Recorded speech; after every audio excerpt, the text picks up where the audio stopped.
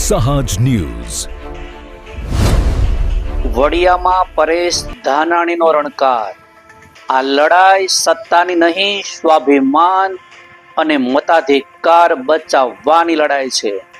નમસ્કાર, સહજ ન્યૂઝ સાથે હું છું ગોપાલ ભેસાણીયા. વડિયા 24 એપ્રિલ ચૂંટણી પ્રચારના છેલ્લા દિવસે વડિયા શહેરની મુલાકાતે આવેલા પરેશ ધાનાણીએ જનસભાને સંબોધતા જણાવ્યું હતું કે આ લડાઈ સત્તાની નથી, સ્વાભિમાનની છે. આ લડાઈ લોકોના મતાધિકાર બચાવવાની લડાઈ છે. તેમણે જણાવ્યું હતું કે આ લડાઈ કોઈ પાર્ટી વિરુદ્ધ નથી, કોઈ વ્યક્તિ વિરુદ્ધ નથી, પરંતુ લોકશાહી અને લોકોના અધિકારોની રક્ષા માટેની લડાઈ છે.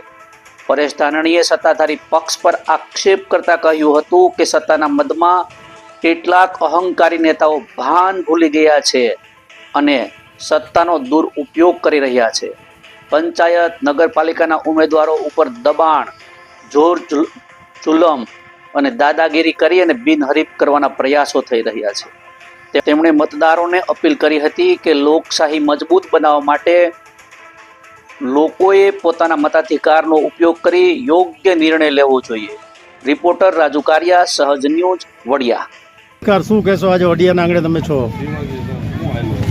આજે ગ્રામ સ્વરાજનો જંગ અંતિમ તબક્કા તરફ આગળ વધી રહ્યો છે, ત્યારે વડિયાના પાદરમાં બંધારણના ઘડવૈયા બાબા સાહેબને બે હાથ જોડીને પ્રાર્થના કરી છે કે હે બાબા, તે ઘડેલા સંવિધાનથી 18 વર્ણની અધિકાર યાત્રા આગળ ધપીતી. આજ સંવિધાનના પગથિયે સત્તામાં બેઠેલા લોકો ક્યાંક સંવિધાનને ખતમ કરવાનો પ્રયાસ કરી રહ્યા છે, ત્યારે આ દેશના જનજનના સ્વાભિમાનનું પ્રતીક એવા સંવિધાનને બચાવવા માટે બાબાના આશીર્વાદ પ્રાપ્ત થાય. વડિયાના પાદરમાં અમે સરદાર સાહેબને ચરણોમાં વંદન કરી અને પ્રાર્થના કરી છે કે હે સરદાર સાહેબ, હે ગુજરાતનું ગૌરવ, હે દેશનું સ્વાભિમાન, તે આ દેશના અસંખ્ય રજવાડાઓને લાગણીના તાતને જોડી અખંડ ભારતનું નિર્માણ કર્યું. આજ અખંડ ભારતની અંદર વર્ગ વિગ્રહનું આગ લગાવી, લોકશાહીને લજાવી અને અમદાવાદ સ્ટેડિયમમાં તારા નામ ઉપર જ અહંકારી લોકોએ ધોળે દીએ કાળો પીછડો મારી આ ગુજરાતના જનજનના સ્વાભિમાનને ઠેસ પહોંચાડી છે. ત્યારે તારા સ્વાભિમાનને ઠેસ પહોંચાડનારા જે અહંકારી શાસકો છે ને, એના અહંકારને ઓગાળવા માટે તમે શક્તિ આપજો.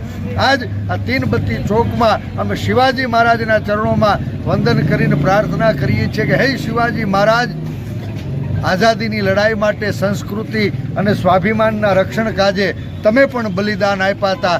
આજ કોંગ્રેસના નેતૃત્વ તળે એક અંગ્રેજોને હાકી કાઢ્યા, દેશને આઝાદી અપાવી. કમનસીબે વીતેલા વર્ષોમાં આધુનિક અંગ્રેજોએ ફરી પાછા મારા ગુજરાતને ગુલામ બનાવવાનું ષડયંત્ર રચ્યું છે. ત્યારે આ આધુનિક અંગ્રેજોની ગુલામીની જંજીર તોડવા વડિયા ગામ, મલક સહિત આખોય કુકાવા, વડિયા તાલુકો, અમરેલી જિલ્લો અને ગુજરાતના જનજનને બળ પૂરું પડે એના માટે તમે આશીર્વાદ આપજો. મને વિશ્વાસ છે આ લડાઈ સત્તાની નથી, આ લડાઈ સ્વાભિમાનની લડાઈ છે. આ લડાઈ કોઈ પાર્ટી વિરુદ્ધની નથી, આ લડાઈ કોઈ વ્યક્તિ વિરુદ્ધની નથી, આ લડાઈ લોકોના મતાધિકારને બચાવવા માટેની લડાઈ છે.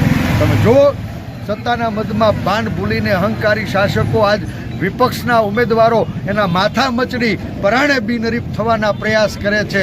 ગયા 5 વર્ષ 250 માથા મવડી અને પરાણે બિનહરીફ થનારા ભારતીય જનતા પાર્ટીના લોકોને ગુજરાતે લાલ આંખ ન દેખાડી એનું પરિણામ આ ચૂંટણીઓમાં આખા ગુજરાતના 250 તાલુકા, જિલ્લા પંચાયત કે નગરપાલિકાના ઉમેદવારો એના જોર જુલમ, દાદાગીરીથી માથા મવડી અને પરાણે ભારતીય જનતા પાર્ટીના ઉમેદવારોને બિનહરીફ કરવા સત્તાનો દુરુપયોગ થયો.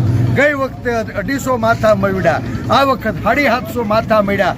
જો મારું ગુજરાત નહીં જાગે તો આવતા 5 વર્ષે ગ્રામ સ્વરાજની ચૂંટણીઓમાં મને લાગે છે કે કુલ 10,000 પૈકી 7,500 તાલુકા, જિલ્લા પંચાયત કે નગરપાલિકાના વોર્ડમાં કોઈ માણા નહીં લડી શકે. આ ભારતીય જનતા પાર્ટીના લોકો 7,500 ખાનામાં હળિયું ખોડશે તો એ હળિયુંને મારા ગુજરાતના સામાન્ય માણસોએ મારે તમારે સલામ મારવી પડે એવી સ્થિતિ છે. ત્યારે લોકશાહીને બચાવવા માટે માણસના મત નામના અધિકાર એ શસ્ત્રને ધાર કાઢવાની અમે વડિયાના પાદરમાં વિનંતી કરી. મને વિશ્વાસ છે ગુજરાતે કરવટ બદલી છે, સત્તામાં બેઠેલા લોકોના અહંકારને ઓગાળવાનો સંકલ્પ કર્યો છે.